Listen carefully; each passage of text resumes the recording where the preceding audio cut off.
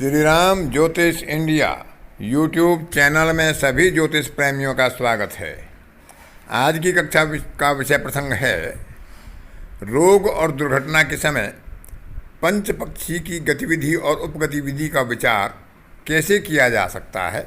एक उदाहरण के साथ उसे समझने का प्रयास करेंगे। रोग और दुर्घटना व्यक्ति के हाथ में नहीं है, लेकिन यदि हम यात्रा आरंभ करते समय अशुभ पक्षी की गतिविधि और अशुभ उपगतिविधि का विचार नहीं कर पाते हैं, उससे बचाव नहीं कर पाते हैं और गोचर विशेष का ध्यान नहीं रख पाते हैं, तो हमारे साथ रोग या दुर्घटना जो भी होगा वह एक भयंकर स्थिति में या मृत्यु तक भी जातक को ले जा सकता है।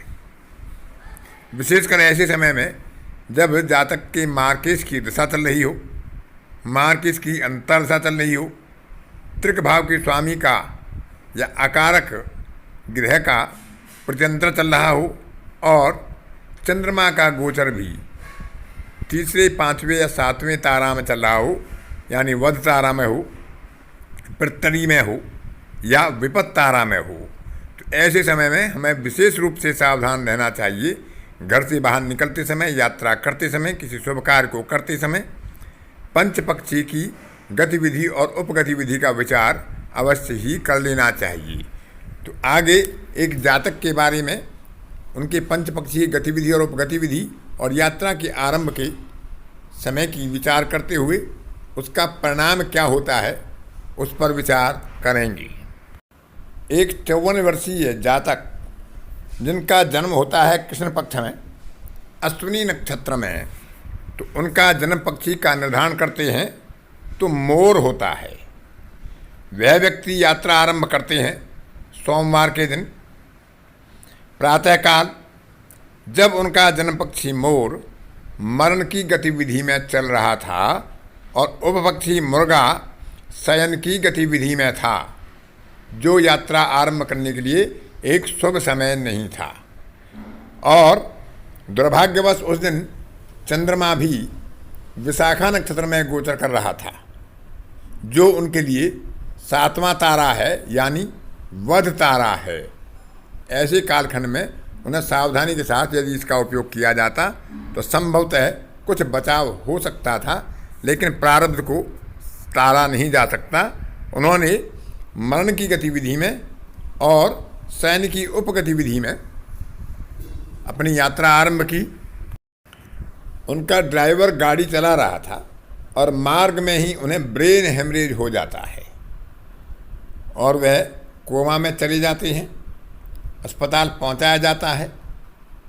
उस समय उनके सप्तमेश बुध के नक्षत्र में बैठने वाली राहु की दशा चल रही थी, क्योंकि धनु लग्न थी। सप्तमेश बुध होता है जो मार्केश होता है, और राहु अपने नक्षत्र स्वामी या राशि स्वामी का फल प्रदान करता है। इसके अलावा द्वितीय शनि जो मार्केश बनता है धनु लग्न के लिए, उसकी अंतर्दशा चल रही थी, और षष्ठेश और एकादशेश शुक्र की प्रत्यंतर दशा चल रही थी। उस समय गोचर में वध तारा था, समय अनुकूल नहीं था दशा के हिसाब से भी और गोचर के हिसाब से भी। और ऐसे कालखंड में उन्होंने अपने जन्म पक्षी की मरण की गतिविधि में और दूसरे जो उपगतिविधि होती है उपपक्षी की, उसके सैन्य की उपगतिविधि में उन्होंने यात्रा आरंभ की और उसका दुष्परिणाम उनके सामने आया। लगभग 80 दिन वह व्यक्ति कोमा में रहने के बाद मृत्यु को प्राप्त हो गए।